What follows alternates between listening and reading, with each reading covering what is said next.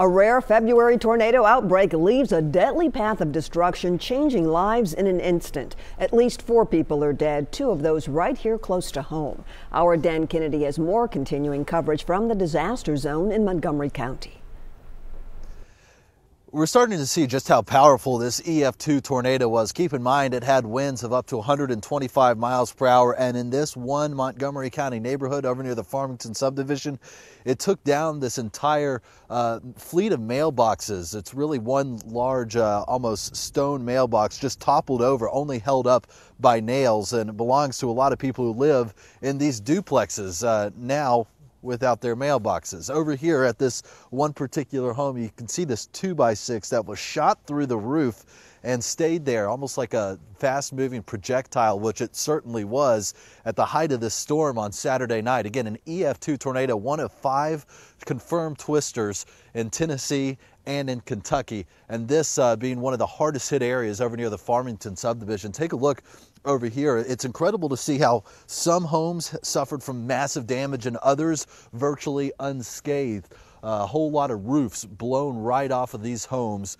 at this particular subdivision. In fact, look over here at this brick wall on this duplex, ripped a massive hole right through that brick wall. So the cleanup will continue here today. It in fact started yesterday on Sunday. We were told even a lot of students' baseball teams and soccer teams, athletic teams in this area in general, were sent out here into communities to do some community service, given gloves and help with the cleanup, a process that will certainly be continuing throughout the week. Reporting in the Clarksville area, Dan Kennedy, News Channel 5. Thanks, Dan.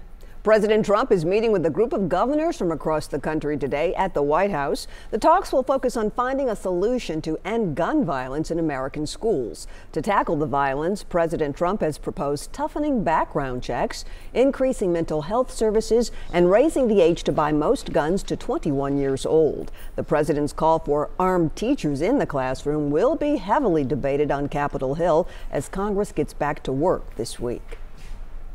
Mourners are taking the opportunity today and tomorrow to pay final respects to the late Reverend Billy Graham. They started filing into his boyhood home in Charlotte, North Carolina earlier this morning. The man, called America's pastor, is lying in repose in a closed casket at the home place his father built in 1927 on their Charlotte dairy farm. Graham's body will be at his library for 2 days, then will lie in honor at the U.S. Capitol Wednesday and Thursday. His funeral is scheduled for Friday.